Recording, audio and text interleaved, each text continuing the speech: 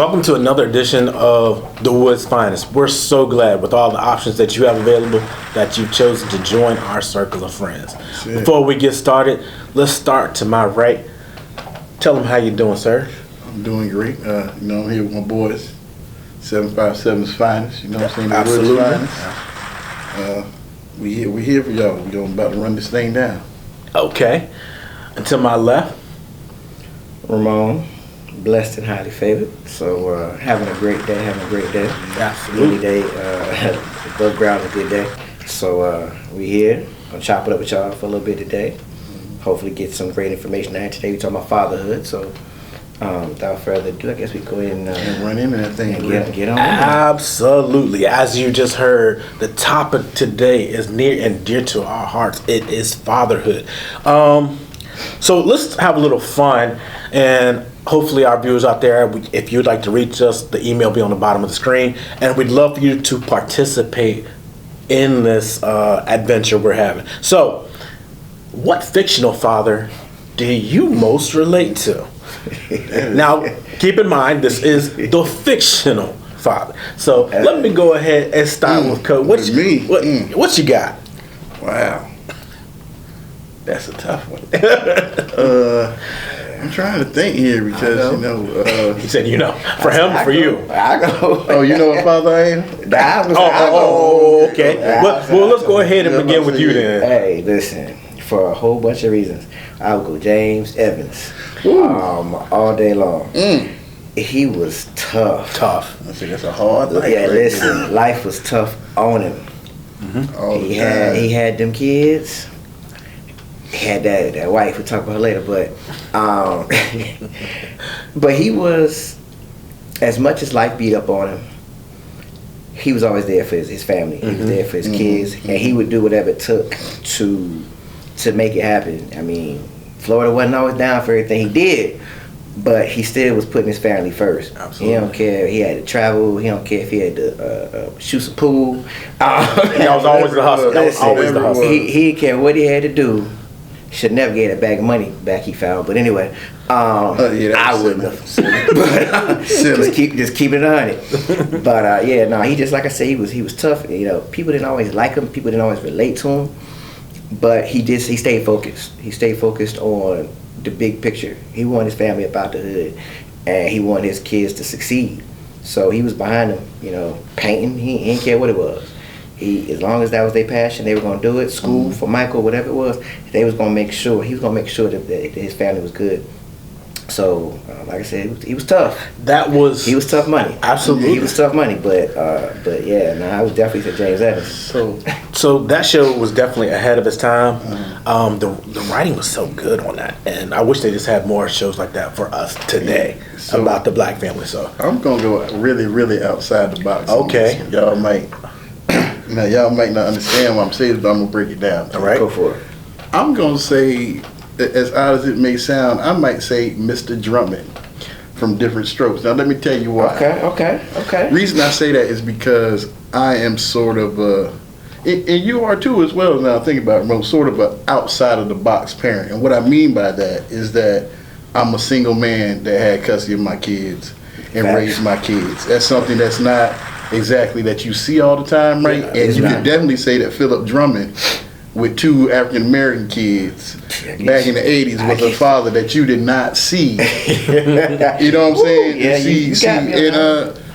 And I also think that the thing about him was that he was very understanding of the fact that he had those 2 kids that were black, right? Even though it was a show, Mr. Drummond never let nobody say, they're black and they shouldn't be here or that or whatever. So that's what I mean by when I say I'm a little bit outside the box. Raising 2, my kids are interracial. They're mixed. My youngest son, he is black and Dominican, so he's mixed too. So yeah, I would say Philip Drummond, as crazy as it may sound, because the world don't move to the beat of just one. What might be right for you might be right for some. Absolutely. Okay, I do. And you see, you guys reached back with 2 amazing classics, and because I'm typically a cheater, I chose 2. So I had to combine. Okay. So hear me out on this. So the first one, a coworker pointed this out to me just the other day. They said that I reminded them of Dre from Blackish. And I said, I could kind of see that. I'm kind of like a little bit of the new age, a little bit of the old school, always clowning, good natured, all that kind of stuff. Now, the part that he's missing that I think that I have is the other father, which is George Jefferson. So I would say George Jefferson because he was vertically challenged. Okay. He was frequently upset. Okay. I mean, and he was coming for people. He had an edge to him. So I think I have a little bit of edge, like, like, Dad, why you mad all the time? Like, I had a rough day. but both of them loved their families. They were willing to sacrifice. And I think that they were successful. They're what I think we try to emulate as black men. Hey, I'm gonna be there for my family. I'm gonna provide for them, and make sure that their best, their well-being is being taken care of. So I had to combine those two. I don't think just one, but the George Jefferson one kind of appealed to me. I mean, you did used to do that walk down the hallway back then. So I started doing it, right? Yes, absolutely. And he could cut a rug. Now, I'm not going to say I can do that. Now, what I'm going to say is, has anybody seen Sherman Hemsley's breakout performance on Soul Train when he had a record? Oh, man. Hey. Look, that's all I'm going to say to y'all. I'll Google it later. Yeah, right. If you haven't seen it, look it up. Don't forget, he was also the dad on Amen. There it is. Oh, yes, he was. Yes, he was. Another classic show. Yes, it is. All right, so let's talk about our fathers growing up. So what was your dad like when you were young? Let's start with your mom. Let's see. How was Herb growing up? All right, so he was, I guess, somewhat like I was just describing it, James Evans. He was tough. Yeah. He absolutely was tough. He ain't never lied about that. Yeah, he was. I mean, that military background showed. He was definitely a drill sergeant at times. Man, I got some stories for you. I mean, he did teach me hard work. I mean, I remember the time that man literally told me to cut the grass. I cut the grass. He came home. He was like, I told you to cut the grass. I said I did. He said, I want it cross cut. I'm like, well, you didn't say that. He was like, well, go back out there and cross cut. I said, but I just cut the grass. He said, I don't care, do it again. That's it. And so, and he meant that thing. I cut the grass with attitude, but I went back out there and did it. You know what I'm saying? But he did. He taught me the value of hard work. He's always worked hard. And he's always been somewhat of a visionary. He always was looking around the corner, what might be next. You know, how can I get an edge? You know, I had a job at Virginia Tech before I ever went there. You know, I was taught to work. Right. You know what I'm saying? Man, don't work, don't eat. Break it to work, break his plate, so you don't eat. I mean, so, and that's just how I was raised. So he was tough, and so I think that's where I got some of my parenting from. That was my that was your model. Yeah, as my dad said. And I molded after it, and so I was tough. I was tough on my kids. Didn't accept any kind of laziness. That was not a thing. Yeah, my dad, the word "can't" did not exist. Not at all. So, but 4488 Clemsford did not exist. 4524. Okay. All right, Cole. Well, you know, my dad was big in sports. He was really big on football. I don't know how much y'all know, but my dad was like, he was pretty much, when he was young, he was like the man in his town. You know what I'm saying? He was like the big athlete. You know, everybody wanted to know him. You know, stuff like that. So he was really big into that. You know, Derek was off into football. He was big into football. Your brother, absolutely. Yeah. Yep. So you know, that was a bond for them. It at one point in time, it just became too much for me. It was just too much. Football I felt like it was too much, right?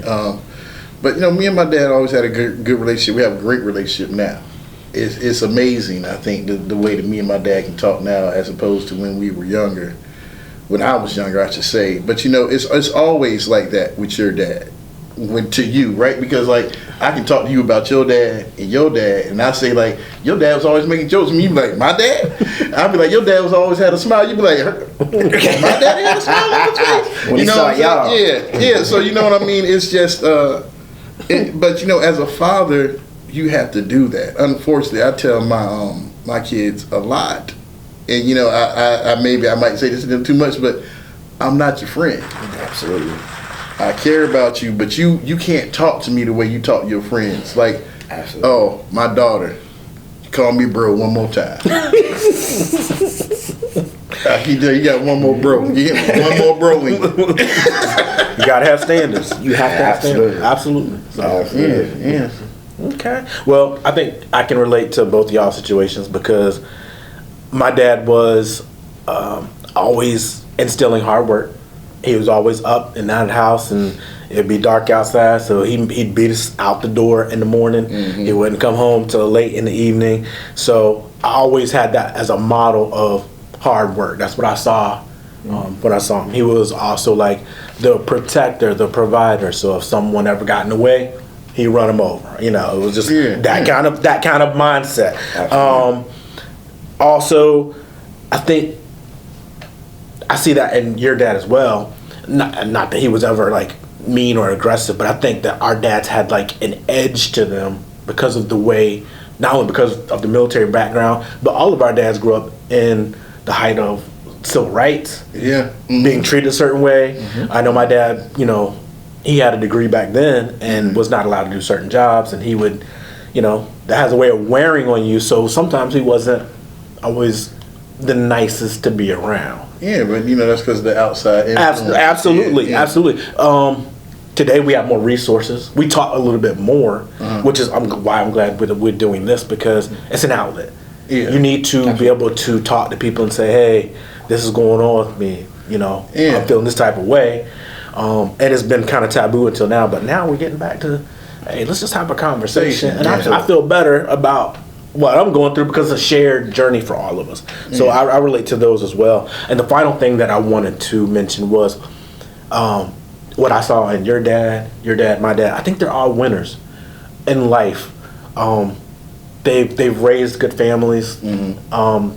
We don't always agree with what they did or their technique, but I do think, in the grand scheme of things, I'm so glad that they made the sacrifices that they made to kind of put us in a position to be successful men. So, not always glad, somehow the process worked out. But I do think that a lot of times they helped us become the men we are today. And they put us in positions to be the friends that we are today. Absolutely. Right? I mean, you cannot deny that. Absolutely. Right?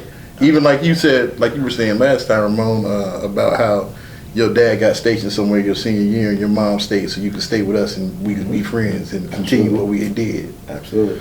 Right? So, they did that for us as well.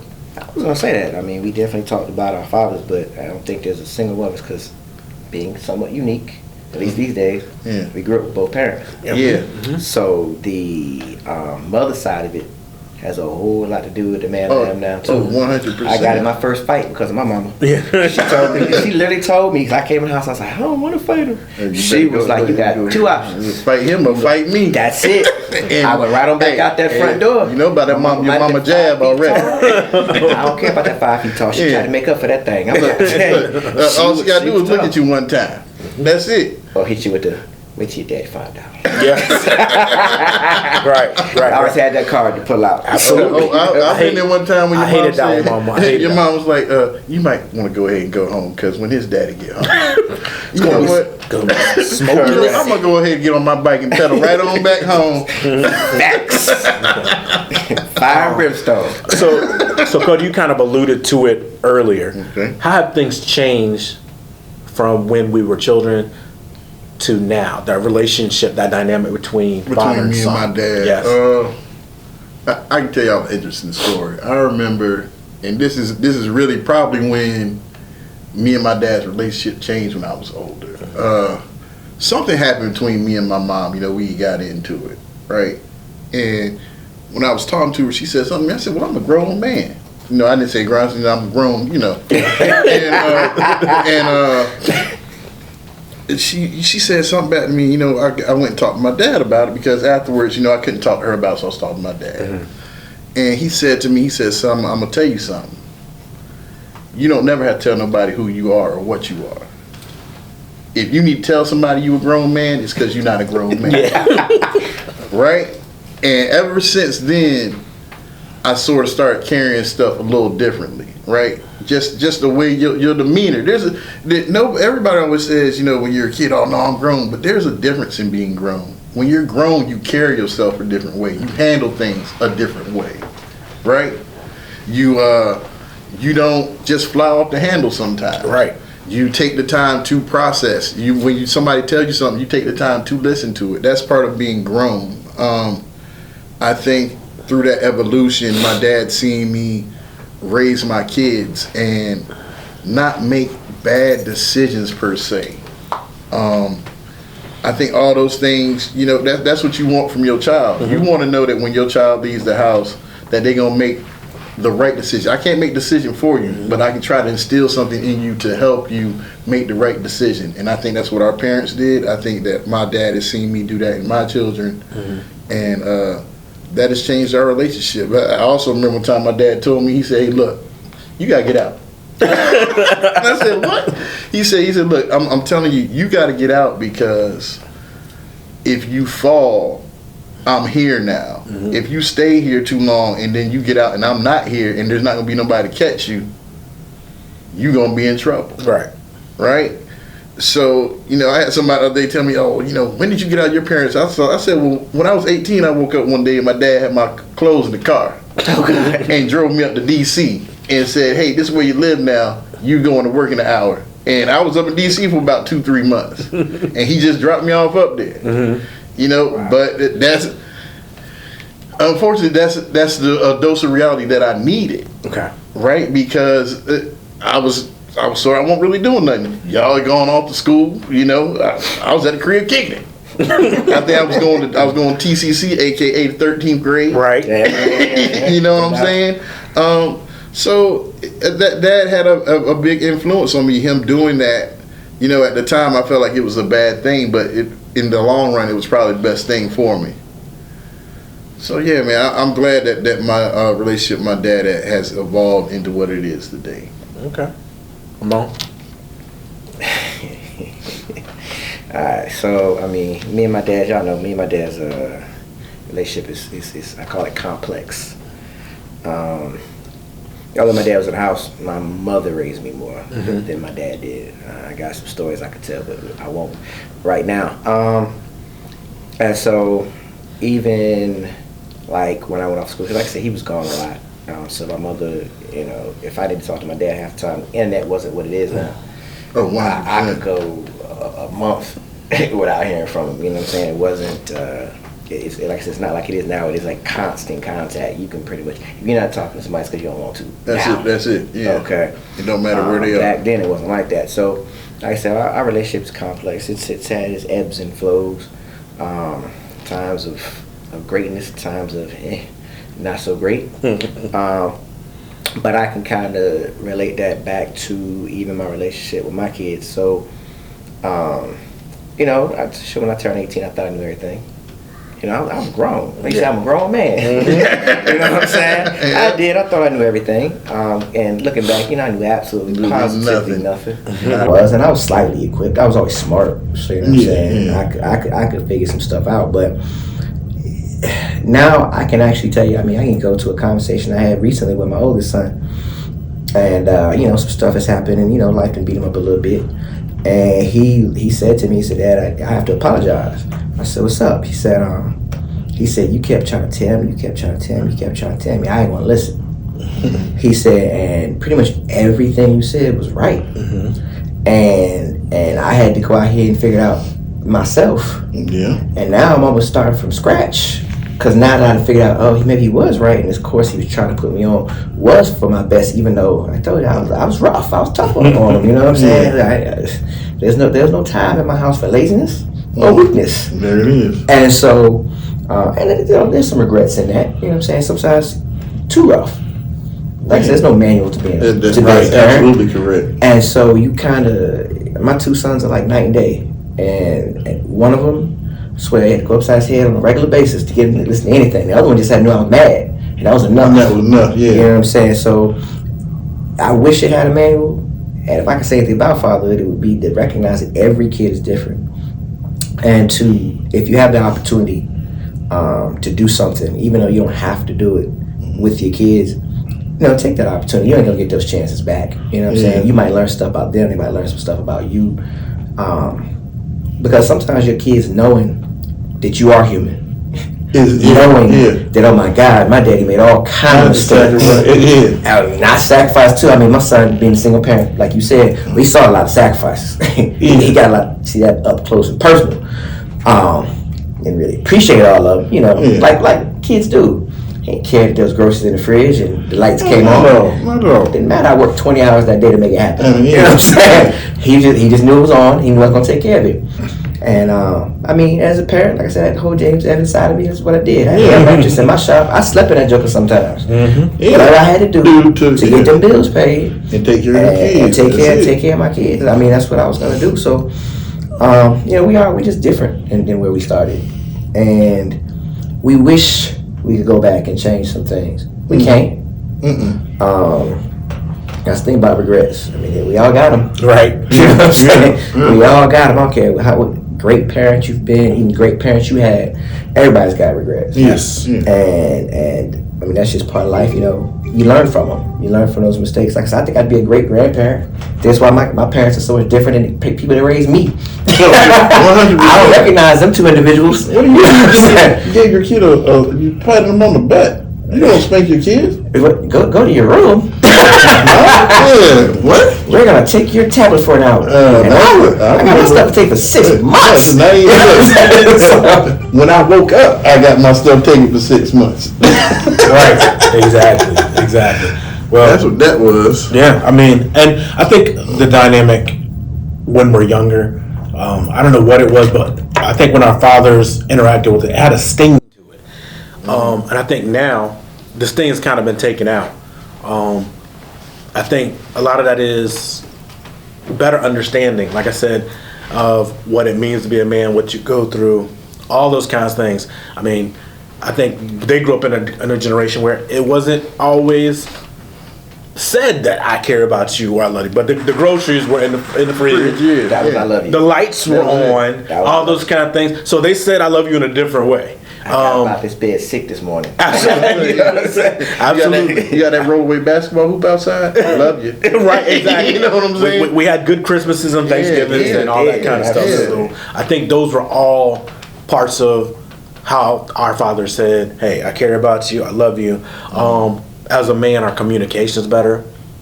And I know you were talking about regrets. I think the biggest thing for me is we've had communication, and sometimes it requires forgiveness, whether they ask for it or not. Mm-hmm. And I'm not saying that it was always their fault, because sometimes I did some knucklehead stuff.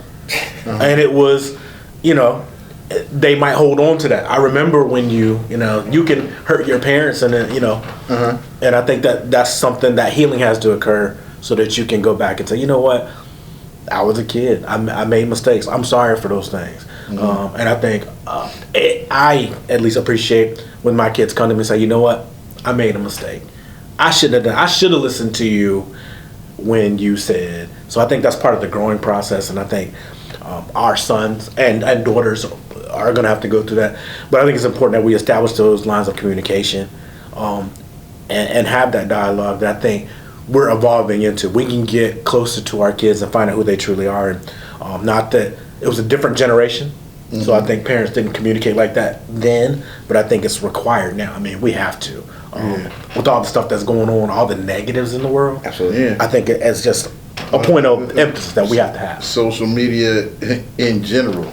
I mean, that social media is one of the greatest gifts and curses in the world. It is. Right? It's great because it allows you to sort of keep tabs and keep up with friends that are far away, family that's far away. But at the same time, you might have one, just one. It only takes one friend or family member that likes to post just the wrong stuff online. You know that one time when you was at the pool party and you came up out the pool in the water culture trunks, and that's the picture they want to put up. Hey, happy birthday! No, that's not a happy birthday picture. You know what I'm saying? It kind of is though. I mean, it is, but what I'm saying is not. Right. It's not a social media birthday. It is definitely not. You want to send me a card with that picture in there? Hey, great, but don't put it on social media. Right. And once you put up there, it's there forever. It's up there forever. And but between that and kids, I think you brought this up the other day, Ramon, or you might say something today about the instant information thing, about how you can put up a picture and someone can talk about you instantaneously. Yeah. Start saying crazy stuff to you or whatever. That's crazy. When we were kids, right. It won't like that. School, absolutely. It won't like that. Rumor wheel had to tell it. That was our Facebook. Somebody had to call you and say, "Hey, you heard what such and such said about you?" They said, "What?" Yeah. Well, let me go call somebody, check the notes, and see what they said. So what did they say? Oh, well, I think they said, and then you call somebody else, and then next day you at school, and they said, "I just said you like cinnamon toothpicks." Miscommunication can happen. Yeah. You did mention the fact that what the gift and curse of social media is. To me, to some degree, yeah, it is a gift because you can reach out. Like I said, you reach out at any moment and say anything to anyone almost because of the technology that exists. Mm-hmm. But to me, it took away something. It took away that closeness that you developed. We developed certain relationships because we went out and played basketball, football. We played in the pool. We cut ourselves on the street, riding bikes and doing all kinds of elbows. These kids is in their rooms playing video games with people halfway across the world. And honestly, some of them aren't even developing proper life skills because of the fact that they don't have that connection that we were forced to have. Mm-hmm. We were forced sometimes to face adversity. You know what I'm saying? And whether they believe it or not, it builds character. It does. That's it. Because here's the thing. Sometimes, especially parents I see now, they feel like all the stuff that they didn't have coming up, that they got to make sure their kids have. Half of them, by the time they're 5 years old, they got like $1,000 watches and all kind of crazy some stuff. Jordans cost more because you can afford them. That doesn't necessarily make you a great parent. And it's gonna make your kid want you to spend more much money when they get older. Correct. It skews the value of things. Yeah. It really truly does when they don't have to earn anything. And the fact that we kind of had to compete for things coming up. Now it's like competition's a dirty word. Oh yeah, there shouldn't be no birthplace. Everybody should get a trophy. Whether they recognize it or not, you can go to sports or whatever you want to talk about. It could be just things in school that you had to compete for. It could be a science fair, I don't know. Mm-hmm. But you had to compete for things. And now that people have kind of taken competition out and made it kind of like a dirty word, they're not preparing kids properly because they're going to compete for everything they get in this world. That's it. You want a job. You want to get into a school. Hey, you want that girl you like so much. Yeah. There is real competition out here. And if you don't learn to compete, if you don't learn to break through because you're going to hear it a lot. I'm saying, Griff, you remember when we used to go out and do the shuttle run at Kempsville Meadows? You remember the shuttle run? Absolutely. I remember the whole presidential challenge. Hey, listen. You know I'm about to get that 10.1. Right. Shuttle run, you know that. Sit-ups, push-ups. Then you be the one in that one lane with that gravel. When you slip on the beginning of the shuttle run, you be mad. So I want to go back real quick, and I know this is an impromptu question. So we're talking about competing for things. Do you think that there's a direct correlation between a father and competition? Okay, so that's a difficult question, but I will somewhat say yes for this reason. Okay, so mothers and fathers are important. They're important to me for different reasons. I believe that's the reason God gave us both. Balance. Okay, for balance. When kids are little, they need all that, especially with boys. Oh, I love you, the hugs, the kisses, and that. As they get a little older, they need son, it's time for you to get out of my house. Oh, yeah. And moms don't always do that. They're not real good at the tough love. They're not real good at the being the enemy. Mm-hmm. Because sometimes, like you said, I'm not your friend. Yeah. So, which means sometimes you're going to view me as your enemy, even though I'm not your enemy. Everything I'm doing is really trying to prepare you, and it's for your good, because Daddy ain't always going to be there. Yeah. I'm not always going to be able to protect you, hold your hand. I can't go fight your fights. At some point, I can't do any of it. That's it. I have to teach you to do that yourself. And there'll be some bumps and bruises that's going to come with it. And so, I do believe there's a correlation, try to get back to your question, the correlation between them, because, again, iron sharpens iron. Mm-hmm. And you have to have that push and pull. If everything is just handed and given, you expect that's what it's supposed to be. And the first time you hear a no, or you don't get what you want, you throwing tantrums and grown men throwing tantrums is horrible. Okay, it's absolutely embarrassing. It's absolutely embarrassing. But I believe that's because people didn't tell you no when they were supposed to. Yeah. People didn't tell you that no, you can't have this. Or back then we didn't explain. Okay, and these days I think sometimes you have to explain a lot more as a parent than you would back in the day. Back in the day it was because I said so. Yep. That was the answer. That's it. And you better not say nothing else. I'm about to say don't roll your eyes because even that's speaking. Look, okay. At that point you sleep. That's right. Have to turn to wash the energy dryer. Well, see, I think we're combining a whole lot of different issues because you're talking about self-control because you better not roll your eyes. You better not. Yeah. We don't do none of this. None of that stuff worked with our parents. You were gonna get it unmercifully. You roll your eyes and look, they still be rolling when you was unconscious. Exactly. In the back of your head. That's it. So we're talking about self-control. We're still talking about competition. There are a lot of issues kind of rolled there in one. I do think that fathers kind of push you. I know my dad always wanted us to be competitive. He had us involved in sports and all those kind of activities. And there is something to preparing yourself to be better than your competition. I think that's what he strove to do. And there's nothing wrong with losing as long as you improve. Yeah, and gave it your best effort. Like, go down. Gain some knowledge. Exactly. Go down swinging. We're not laying down. We're not doing any of those things. You have to toughen up. And he was a big believer in being tough. So, have you guys ever seen? And I mean, this might not make it to air, so I'm just gonna throw it out there. There's a Will Smith has this video about failure. Have you ever seen it? Not often. So what he says in it, I just sort of, when you said what you said about success and failure, yeah. What he said was most people fear failure. They let failure stop them from doing something. The fear of failure. Mm-hmm. He said he loves failure. He said because you can never succeed if you do not fail. Right? You have to try before you can say you can't. Right? And more than likely, first time you do something, you're not going to get it. Now, Ramon, you could probably pick up a camera and go out and shoot some stuff. No problem. I'll pick up a camera. It's going to be, Ramon, show me how to do this.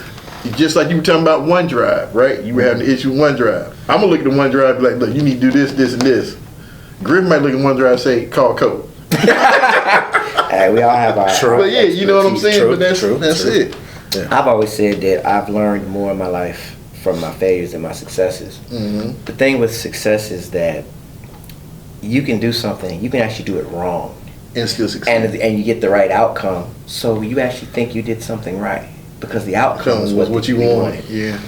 When you actually do something wrong and you fail, now you have to figure out what I did wrong, what could I have done differently to have gotten to the outcome that I wanted. So failures, no's, all that stuff, it builds you. Yeah. It builds you, and everybody needs it. Everybody needs it. Okay. So let's talk about how has the relationships with our fathers impacted us as a man. So what kind of things do we look for? What do we want for our families? What are our drivers? How do you feel about that, Coach? I think I might have told y'all this before. My dad told me when I was younger, he said, you work for two reasons. You work to pay your bills, and you work to get the things that you want, right? That's it. So, that goes twofold. Like, you want your family to live a good life, so you work for that, right? You want to have a nice place to live. You don't want to wake up with no food in your house. You know what I'm saying? So you work for that. My dad showed me that I had to do those things. Mm-hmm. It wasn't an option. It's a right? requirement. That's the one thing I think that I can say for sure that my dad installed in me is the things being necessity. Right? There are certain things that you have to do. It's not an option. It's not an option for you to wake up and say, hey, am I going to make something to eat for my kids tonight? Right? Like my daughter, for years, my daughter used to come to me every night like, Dad, what are we eating for dinner tonight? And finally, one time I looked at her, I said, Malia, I'm going to ask you a question, and I just want you to be honest with me. She said, okay, Dad, what is it? I said, how many nights have you not eaten dinner? Well, never that I can think of, Dad. So there's really no reason for you to ask me. You don't really have that problem, right? And, you know, that goes back to, and I know this is a little bit off topic, but, you know, sometimes your kids will come home and tell you that they might be having an issue with somebody at school or something like that, right? And I told my daughter, I said, what you don't realize is that you don't know what that person's life is, what their life is at home. A lot of kids that you see at school that are picking on people and bullying people, when they go home, that's what they're getting. They have an adult at home that's bullying them or probably doing stuff to them, and the only thing they can do is come to school and try to take it out on somebody they feel is weaker than them. Because that's what they know. Yeah. That's what they're being taught. Right. So yeah, that's my 2 cents. Okay. Well, you may have to ask me the question again. How has your relationship with your dad impacted you as a man? What kind of things you're looking for? What kind of principles? Things like that. Did you want me to kind of roll in there first? I mean, so I can say that my father taught me to stand. Even if you gotta stand by yourself, you stand. When the winds are blowing, the waves are crashing, you still stand. You make decisions as a man.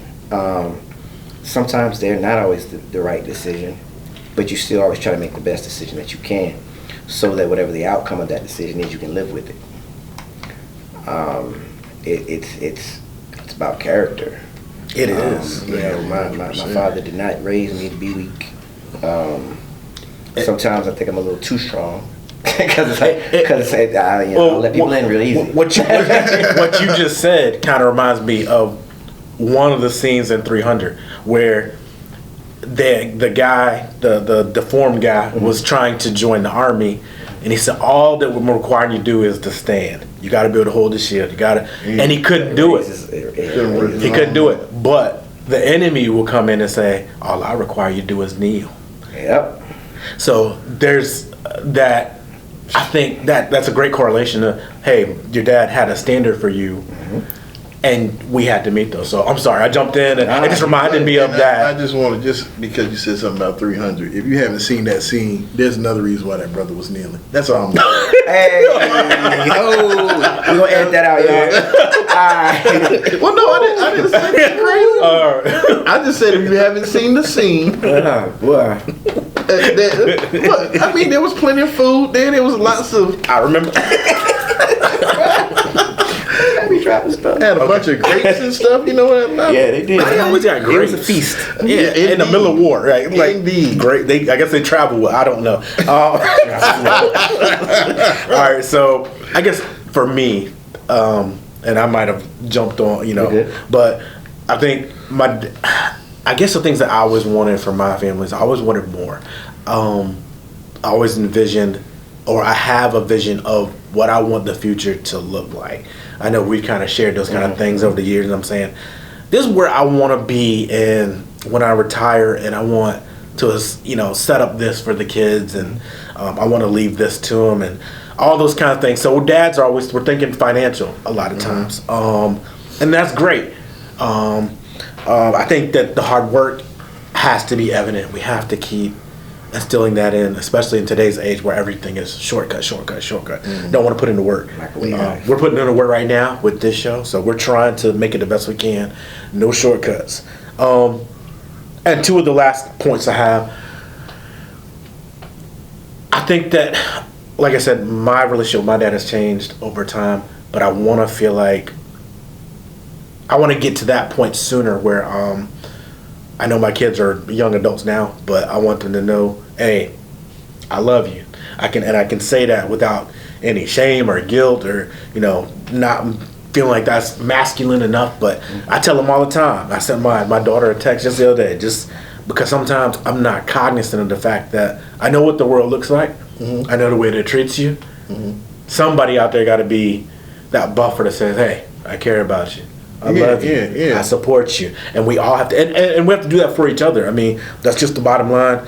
And my last point is, it's family first, man. It's, those people that you live with it should be the most important thing to you.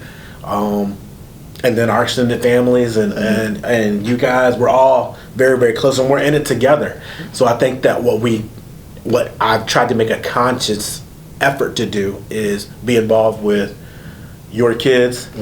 Cameron, I know Cameron very well, so I've had many interactions, had the chance to opportunity. But it's important that we use each other's strengths and skills to kind of help each other, because if you see my kids out in the street, you should be able to be like, "Hey, what you doing? What you doing?" And he gonna be like, "Yes, sir." Yeah.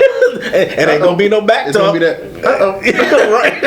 and vice versa. So that's where I'm at with. I probably cut you off, but that goes back to what you said though about our fathers impacting us as men, because that's something that that I think that just listening to what you're saying, something that they've instilled in all of us is a sense of community. Absolutely. Right? We always, even when it was like, I don't want to go over there for that cookout. Well, guess what? You're going over there for that cookout. And you get over there, you might grab you a couple of sodas and have a burger, and then we having a great time. But at first you're like, I want to stay home and play this game on my Sega Master System.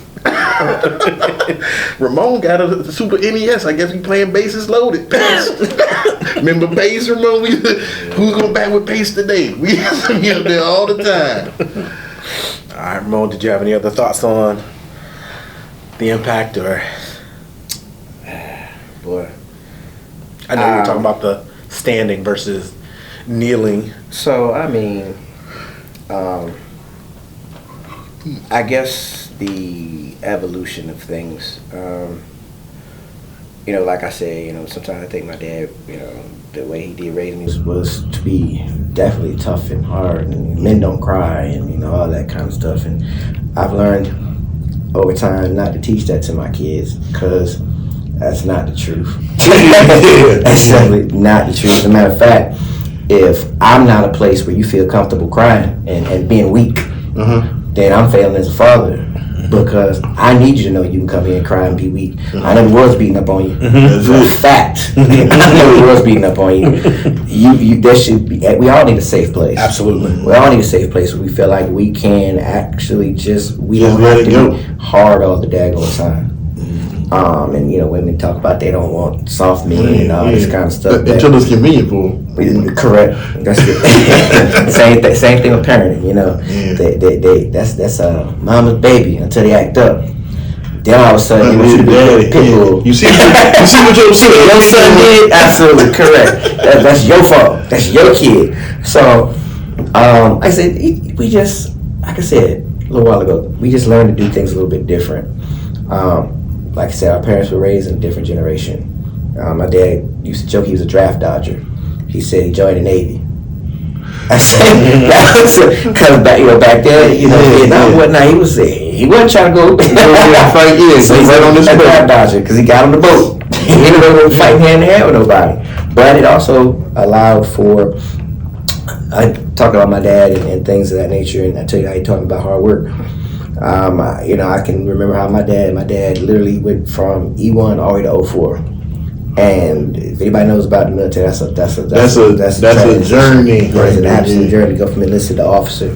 By the time he retired, of course, he wanted to go to the Naval Academy, and I bucked that because I was determined I wasn't gonna be my dad. But I was more of I wanted to be around more for my kids. I talk about all the time. My dad was going a lot. I didn't want that for my kids, so I was like, I didn't go a different direction. So I went to Virginia Tech and all that good stuff. That was my thing. Although I did get accepted to Naval Academy, by the way. Don't think I couldn't have done it. Straight. All right. So we're moving on, and we're going to talk about what is the hardest part of raising our children. So, Coop, I'm going to let you handle this one first. I was going to say the hardest part of raising your kid, and I don't know if y'all going to agree with me, right? Because the thing is that your children will eventually begin to believe that you enjoy disciplining them. Right? Right. But the truth of the matter is you take no joy. None. in disciplining your kid. There's no excitement about spanking your kid. There's no excitement about telling your child that they can't do something. My dad has a classic saying. You know what he tells me? He says, "Oh, so I heard that one of the kids was on restriction." Yeah, well, how do you feel being on restriction? Because you got to stay in the house and make sure they don't do what you told them to do. You can't go do what you want to do because you're too busy trying to tell them what they can't do. Right. Right? So who's really on restriction here? You or them? So, I would say that disciplining is hard because, as you said, there's no playbook, right? And then the other thing that I find myself doing a lot, now I don't know if you guys have ever done this, but let's just say you're at the mall, and I'm just using this as a random thing. You go into a store, you tell your kid not to do something, and they do it. As soon as they do it, you in their hip. Hey, didn't I tell you? But let you be out with some of your friends, and they kid do the same thing. You're going to look at your friends and say, hey, it's just a kid being a kid, because it's not your kid. You know what I'm saying? Have you ever done that? Something that you see your kid do is not acceptable. But we might be somewhere and your daughter do something, and you be like, man, Chris, man, she's a kid being a kid. But it's not your kid. Right. And that's the thing that's hard because, when people say, well, you trying to tell me what to do with my kid, I'm not necessarily, but, at the same time, it's really probably not my place. But, it's tough. Disciplining your kids is tough because there's always going to be someone that's going to say, you didn't do this right or you didn't do that right. But yeah, and like I said, nobody wants to do it. So that's why I would say it's the hardest part for me because as Ron said, you gotta be James Evans. You can't be somebody else. You know what I'm saying? Because it's somebody you got to be. No, you can't be Cliff. You saw what happened to Cliff. Denise went off to school, came back first year. She said, "I'm bucking." It is a different world out here. I like the wordplay. Okay, all right. And I guess my thing is, so the world always reminds you of what you look like. And I'm going to tell a quick story. Mm-hmm. So my oldest child was in school and she was actually in private school up until first grade. They took an assessment at the school, outperformed everybody, doubled their score. Mm-hmm. No exaggeration. If the class average was 16, she had a 32. And I'm talking across the board. So I'm having a meeting with the wife was having a meeting with these individuals. And they told her that she should be in kindergarten again, even though she, had passed kindergarten in private school, because she couldn't write certain letters or whatever it was. So the wife says, well, did you read the letter I sent to you when you were doing the assessment? And the teacher said no, because I wanted to judge them on my own merits. Mm. She said if you would have read the letter, you would notice she was born with collapsed thumbs, which means her thumb sits in her palm. She can't write like other kids. It is a birth defect. Okay? Mm-hmm. I shouldn't even say defect. She's perfect the way she is. Yeah. But she was born that way. She can't. And you have to look closely at her, but, it holds like this. Now, one of her hands, we had surgery on her, and it's like this now. But she chose that she didn't want to do the other one, which is perfectly fine. Mm. Well, they were giving the wife some grief. And he said, the principal was very, very disrespectful to her. And the wife was telling me this. And I said, I'm going to have to go down there. Yeah, it looks like I got to take a trip to the school. So when James Evans showed up, the dude was literally running from me. He was like, look, I did not know, number one, that she was going to have a husband who came up here. And he treated me totally different. Yeah, because you was a man. Yeah, he was like, oh, I don't want this smoke. Let me go ahead and fix this real quick. So I didn't tell the wife I was going up there, but I said, you know what? I'm going to go up there and fix that problem. But I think that's one of the problems we have with the world reminds us that they're going to treat us differently no matter if you deal with the police. And we grew up in a city where the police will just as soon beat you as ask you a question. We could not even get away with asking a question or questioning what they're doing. I remember one time I got pulled over and it was a black cop. As a matter of fact, if you ever went to Oceanfront, there used to be this big black dude that was a cop. I can't remember his name. He was sort of So it looked like Hightower off the police academy. And he pulled me over, and like, I pulled over, turned on the car, rolled down the window. Oh, you want to run, don't you? I'm not even out the car, dog. You showing off for this other cop that's with you, and because it's two black kids, because it was two black boys and called two white girls. Oh, y'all want to run, don't you? Come on, boss. You know, I mean, it's crazy that was his mentality, but yeah, I mean, it's... And that's what we deal with, because you have to prepare your kids for those interactions, no matter how fair they are, what you're thinking. When there's more than one of us in the car, especially the young men, we have to go over the checklist of do's and don'ts and things like that. Now, for us, it was pretty much, we kind of grew up with that knowledge because we know how those kind of things transpire. No, because we were, for lack of a better word, we were sort of targets. Absolutely. I mean, you just got to think, when we were coming up, in the area we lived in and we grew up in, it was sort of expected that your parents would get you a car when you turned 16. Think about it. How many bus stops were around in the area that we lived when we were growing up? There was probably 1 or 2 bus stops. Now there's a bus stop every corner. When it was the HIT? TIT? Yeah. TIT. Yeah. TIT, That joint used to go to the Oceanfront, Lynn Haven Mall, That's it. and then you go out to Norfolk, take you anywhere in Norfolk. But in Virginia Beach, you was short. Right. You better have a bicycle or your homeboy better have a car. Yeah, that's true. Right. That Oceanfront place you want to avoid. It was a trap for us. Ocean was definitely a trap for us. They did not want us down there. That's it. Yeah. Oh, especially at the Greek Fest. Yeah. Nah, they wanted my money, but they didn't want me. And that's why I decided to quit giving them. Absolutely. I was like, don't go to the Oceanfront anymore. But I did not support it. I tell people all the time, in case you didn't know, Virginia Beach was the pilot program for facial recognition. Yeah. At the Oceanfront. Yeah, absolutely.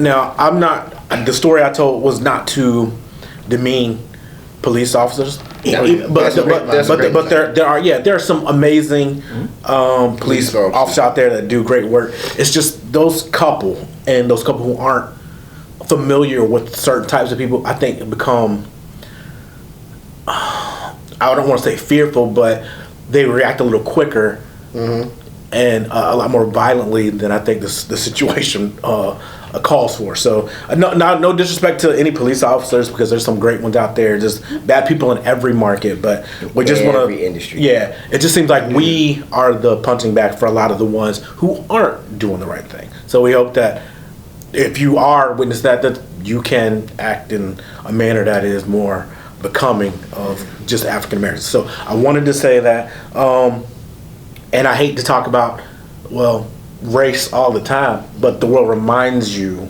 day after day after day. So I just want to be cognizant and say that's one of the things I think about when I'm addressing my kids, the things my motivations for having them act or do certain things. Now my kids are pretty good by most people's metrics. My oldest child graduated at 21, has her degree. She's working. She has her own little side business and all kind of things. So I'm very proud of who she's become.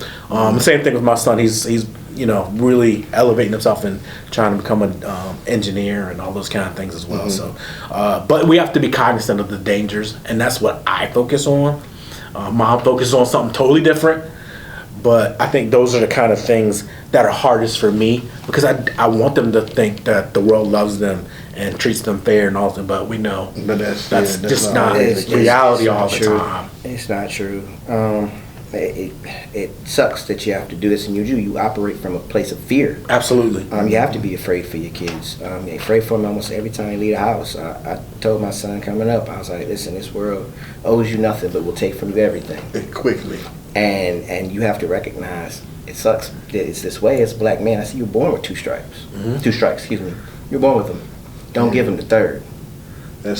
Don't end up in the system, because I'm trying to tell you, give them the 3rd strike. They're gonna beat you with it. It never ends. They're gonna beat you with it. It does not end. And it's a shame you have to teach that to them at 10. You know what I'm saying? Like, just utterly insane. They're supposed to be playing football and having a good old time and whatever, but you still have to recognize. You might look a little bit bigger than them other kids. They might think you grown. Hey, listen, you just look different. Oh yeah, 100%. Them other little kids. No melanin. A little melanin, and so you get treated a whole lot different. And you notice it. I notice it quick. Yeah. Because I've been there. I've seen. I know what it looks like. Yeah. So I'm not saying I see the boogeyman in every corner, but when he's standing there, I definitely see him. I definitely see it. Okay. You don't got to put no mask on, bro. Not one bit. All right, so let's talk about 3 things a new father should know. So if you're giving advice to another young father there, what kind of things would you say?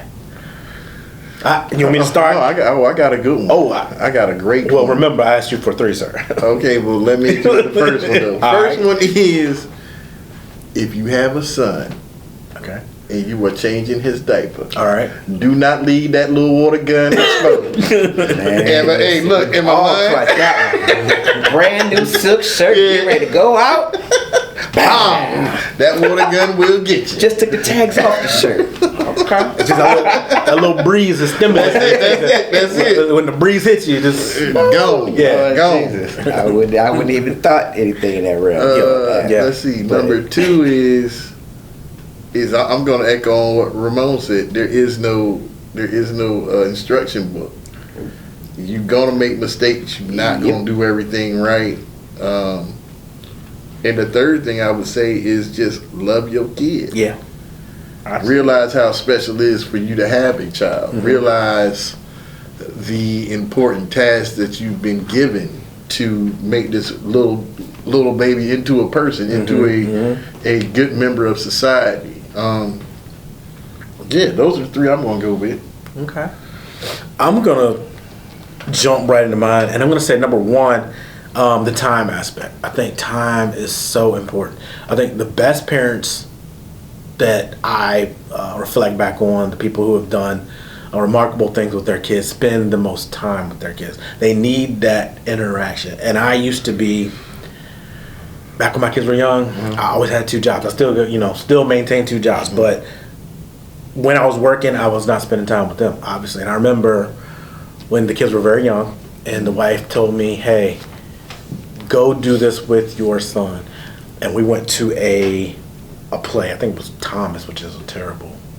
And any young boys out there, if you put your parents through Thomas the Train. Yes, that very same Thomas. So my son loved Thomas back in the day, and I went to something with him, and the look on his face was like sheer gratification. He didn't say a word. He just looking like, oh my God, Thomas, it's real. And I was like, after the end, he looks at me and says, Dad, can we do it again? And I was like, well, if we pay $44.95, we can do it again. Exactly. So the time aspect, spend time with your kids as much time as you can, impart to them as much as you can. They're learning from you, and it's better learning from you than someone else. If they have friends, involve them in that as well. And that leads to my second one, activity. Activity is your friend. So sports, clubs, activities. I've seen your kids do wonderful things in organizations. I've seen your kids play sports. The more you have, the better off they are. They need to be a well-rounded person. They need to see a lot more than just the one thing. Yeah. Okay? So they don't have to do just basketball. Please don't do that.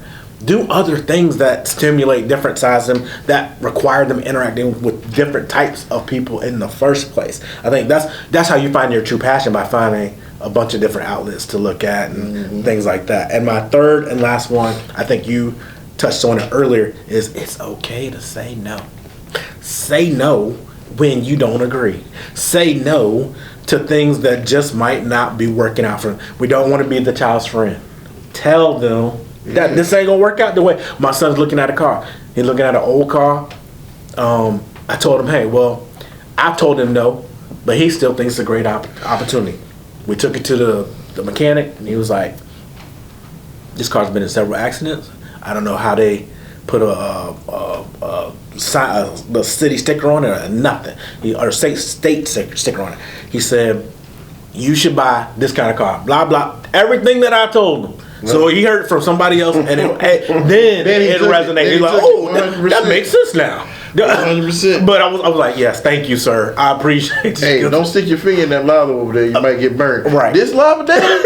But somebody else say, hey, that's kind of hot over there. You know, I don't think I should touch that. Absolutely. They got to learn from our experiences. So Listen, every parent has been through that. I promise, and you know it, and I could call in like 18 of my other friends, and they could tell you. I'll tell my son stuff, and I promise you, I'm speaking French or something, because I just sound stupid. Yeah. And folks I've not spoken to, they don't know anything about the situation, so I didn't plant a seed, I did nothing. Yeah. They just came in and started talking to you, and said the exact same thing to you I said. Almost verbatim. And I do just like this. Because you ain't hear it when I said it. Yep. Maybe if you hear enough, and they're all black men, I mean, that's my circle, you know, say the exact same things to you that I say to you, maybe I'm not stupid. Maybe he does actually know something. Yeah. You know, just maybe. It's a possibility. But, y'all named several of my things, and so, but I'm sure I come with a few. No particular order. I guess I'll start with this one. For a new parent, you're never ready. You're not. I don't care what degree you got, what class you went to, how much money you got or don't have, or what. You're not ready. This is change. This is growth. You're never ready for it. And so, just be ready to learn. Be ready to love. Which is huge, because it'll cover a lot. Just that love that you show them. Another big one, they are not you. And so trying to make your child into a mini me is a big mistake. You need to figure out who they are, what they like, and that's why I love the fact that you said immerse them in different things. Give them different opportunities. Let them figure out who they are and what they love and what they want to do. Don't make them play football because you love football. right. Don't make them because you're this I'm just gonna look at the camera one time. You're right. My dad didn't want me to play football because he was a baseball guy. So I played baseball and got really, really good at it. And one summer he was out to sea and I quit. My moms didn't care. She didn't want me to practice anyway. She didn't ask why I was quitting. I said, I don't want to be here no more. She said, okay, let's go. Which my dads need to be around. Exactly. Because he would at least would have asked. Yeah. You know what I'm saying? He would have just let me quit something I was really good at. But just understand they're not you. And the other one I was going to say is the thing that we're sitting here doing right now is your village. Make sure you utilize your village, man. There is a wealth of knowledge, love, and experience that you couldn't possibly have yourself in and of yourself. I don't care how great you think you are, or how much you think you know. The smartest people in this world know, but they don't know. And so, just take advantage of those resources that you have. These people, if they love you, they love the extension of you, and they will treat them like you were just talking about a little while ago. I could see KJ right now. What are you doing, bro? You know if your daddy saw so. Yeah, that you gonna get your whole foot off of your hip. I mean, I call you mama now, but your daddy on speed dial, right? So I mean, you know what I'm saying. But that is just so important because you will get overwhelmed. You will get overwhelmed. Realize that you do not have to do this thing alone. Even if you're a single parent, you do not have to do this thing alone. There are people out there that love you. There are resources out there. Utilize them. Absolutely. All right, so let's move on to inspirations. Who do you draw that inspiration from? I'm gonna go first on this one. Okay. I got three groups of people. So I'm gonna talk about my dad first. I'm gonna give him his props. Big inspiration, a big model for how I conduct myself is my dad. I've learned also a lot from my brothers. I think I learned a lot more from them because the world is such a different place from when our dads were raising kids as to where we are now. And I just love the way that my brothers have stood out and some of the things that they've done. I try to pick their brains on what kind of things that they do, and more than that, just watching. And I think that's 20 minutes. one of the things that I look for. And then finally, I wanted to say something about somebody who doesn't even that I don't come in contact too often. I saw one of the guys at my job, and he brought his kids to work. He assigned them jobs. They're making a little money. They were super respectable, hard working, all that kind of stuff. And I think it's important that we tell people, "Hey, man," and just be a support system. Say, "Hey, you doing all right." I made sure went out of my way to tell that man, "Hey, you doing your thing." Like, as I told, "Hey, when I saw you with the kids with your activities and things like that, I was like, man, dang, it's crazy getting old and you get to see like how your friends interact with their kids, and how much invested in the knowledge base and all this kind of thing." So I want to say to all of my friends, I think everybody does such a good job with, and I try to draw inspiration from them and learn as I'm parenting as well. You guys? Well, you sort of stole mine, Griff. I was going to say my friends and family do inspire me. Anybody in particular? I mean, pretty much all y'all. For real. Okay. My mom, my dad, your parents. It goes back to what I was saying about community, right? The fact that we as a community had your dad was just as much my dad. You know what I'm saying? Because not because of him disciplining me or talking to me, but just because we were around each other that much. Right. And it's just like you said, let me be riding down the street and your dad out in the front yard and I say something crazy. Oh, this some bull. Hey, get over here. You know what I'm saying? So that alone, that support from back then has just been instilled in me. It's been instilled in me that if you have friends, you care about them, you care about their family. Absolutely. You care about their well-being. That to me is big, because those are the people that at the end of the day, those are people's gonna be there for you. If some aliens came down here tomorrow and said, "Hey, I'm declaring war," am I gonna call my next door neighbor? No, I'm gonna call you. I'm gonna call you. You know what I'm saying? Because I know that when I call you, you still gonna have my best interest at heart. These people that are gonna get scared because now the aliens want to fight us. Now we all need to be brothers and friends. Yeah. Okay. All right. Mo? I'll start with my mom. Because, we obviously are kind of close, but the things that my mother, I've learned from listening to her, and I've learned from watching her. My mother's been through a lot, and that resilience that she has shown and continues to show, and with everything that she has gone through, the love that she continues to show people. The Bible says you're supposed to love those who despitefully use you. That's hard to do. Absolutely. It's hard to, and my mother literally will love and pray for people that have done her dog dirty. And she's always preaching to me forgiveness. Always. I know, like I heard one of you mentioned earlier, they may not even ask for the forgiveness. You got to forgive them anyway, because you're actually forgiving them for you. Yeah, because you don't want that stress on you. Correct. You need to be free of that situation. As long as you're holding on to it, it's going to control you. So she's, of course, I know she's always praying for me. Thank you, Mom. And y'all all mentioned it. The folks here at this table, Cody can relate to the single father thing. Kari has the two-parent household that we all grew up in. But I've told him that he's a great father. Thanks, he's a great man. father. I've looked at that time he's talking about. Maybe it's because he didn't spend as much when they were littler. I know he's trying to put it in now. Yeah. He absolutely would do pretty much anything for them kids if it's within his power to do. Yeah. So that's why I tell him all the time, you're a great father. You don't always feel like it.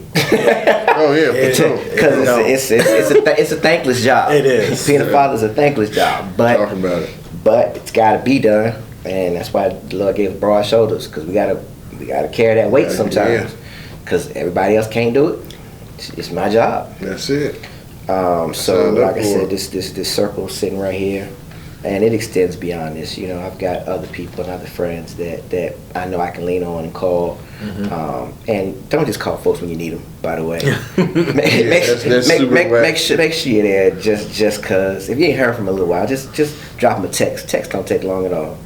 Hey, just checking on you good. You know, you'd be surprised sometimes, especially if they're not good. It'll open up that line of communication. They might reach out and say no. Be prepared for it. No. You know what I'm saying? Sometimes that's what somebody needs. Sometimes you just need somebody to ask you, hey, you all right? Are you all right? Everything to good? Recognize the fact you've been quiet for a little too long. Yeah, that's it. And people that love you, they're going to notice that after a while. That's it.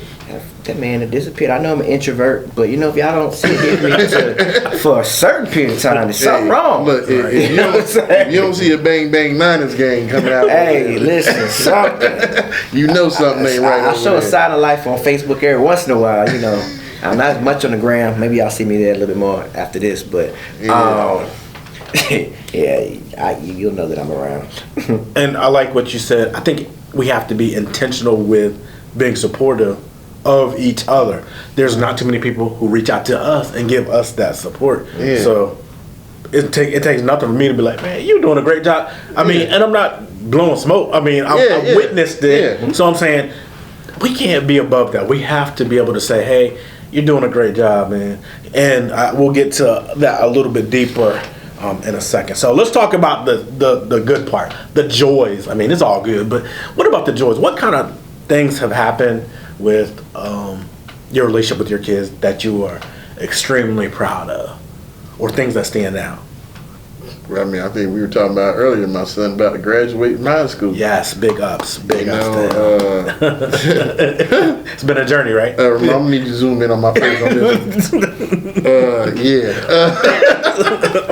No, I mean, but besides that, the growth I have seen in my kids over the past couple of years, right? My son will go into any room and go up to everybody in the room and shake their hand and introduce himself. Yeah.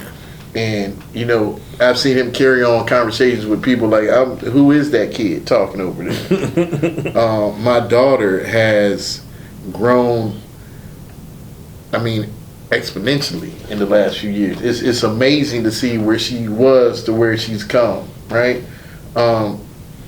So that's joy for me, seeing my youngest son. He's so smart. I mean, it's ridiculous. This boy was reading books when he was 4 or 5 that people that are 12 years old couldn't read. You know what I'm saying? His mind is amazing how sharp his mind is. Just seeing my kids being good members of society, being better than some other kids, you know, and I'm not saying my kids are perfect, right? But I can definitely say I see joy in the way my kids interact with people, them having respect for people, not always just talking any old kind of way, because, you know, you get a lot of that nowadays. Not for nothing, I know this is just a little bit off subject, but there was somebody at my daughter's school that there was these 2 girls having an issue, and one of the girls' mother is on Instagram talking about coming up to the school to pull up.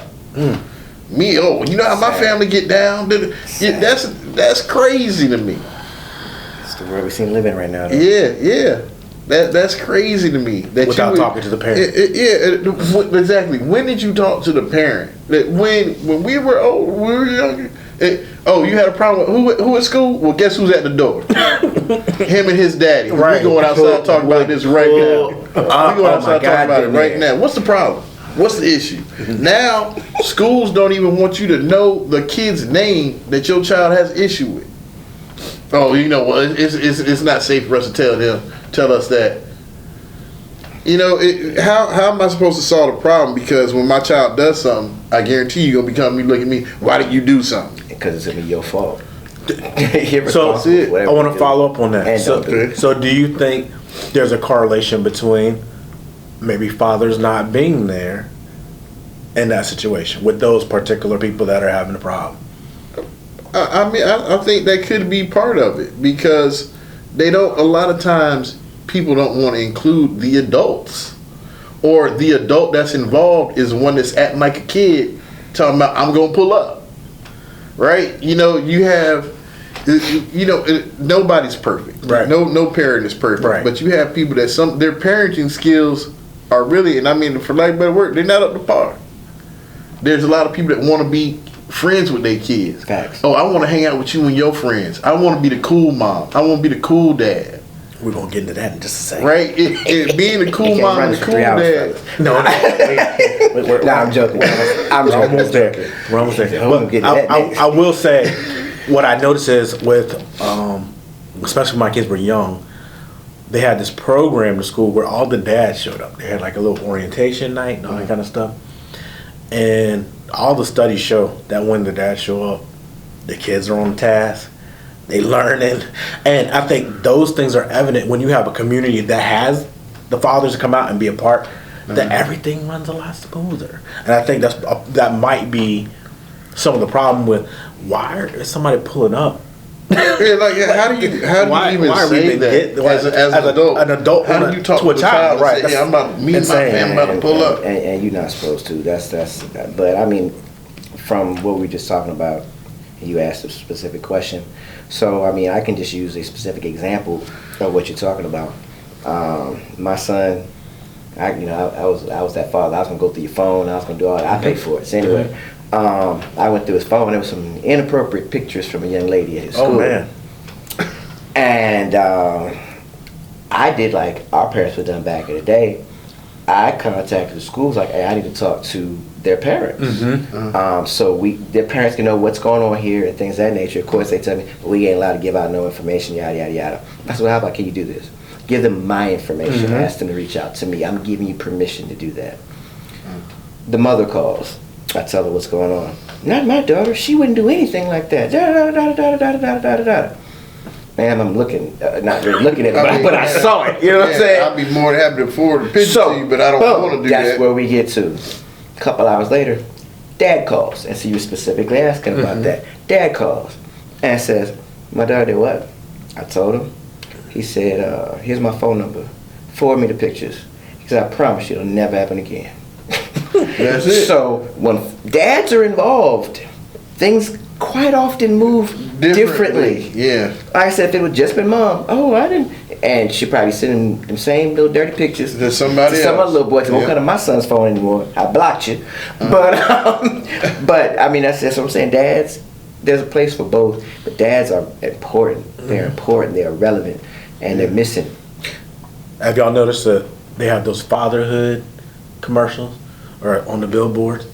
They're asking people to show up and be present. And I'm saying that's because a lot of people aren't doing the job. So our job, or what we're trying to communicate, is we're trying to build that community of fathers who's going to stand in the gap for all the kids and be there for those children who may not have those types of influences. So I think that's definitely important that we address that. Absolutely, because and we put that out there. A father or a male figure does not necessarily have to be the father. There are lots of situations where dads don't want to be dads. Listen, there could be an uncle, a brother, a deacon at the church, a teacher, a coach. I mean, you still want to be cognizant of who's around your kids. Absolutely. Because folks is crazy in this world. But there can be lots of different people who can have that male influence or impact in, because I believe it's important. We talked about sons a lot, but it's important in daughters' lives too. So they're not chasing these bums out here thinking that's what men actually look like. So I digress. But ain't gonna talk about sex and red. Let's just Lord have mercy. So I'm gonna talk about I think the biggest things that give me joy with my own kids. My oldest child graduating early, which yes, big ups to her. I'm super proud of her. I try to keep encouraging her because I know the world beats up on our young ladies as well. My son, sometimes you don't know what's within your child until somebody has to pull it out. So I just want to say he's exhibited toughness in a lot of different ways, whether it was a sporting event I was coaching and he was we were down and we was getting whacked. And I think a lot of character shows when the things aren't going your way, because a lot of people laid down and was like, whatever. And he showed me a lot, so that really meant a lot to me. He's really stepping up as a young man, so I'm really proud of him and his educational journey and his journey as a young man. So a lot to be proud of with him and his growth as well. All right, so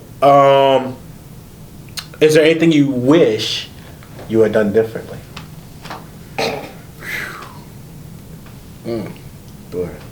Where does that list begin? I'm about to say, that's another episode.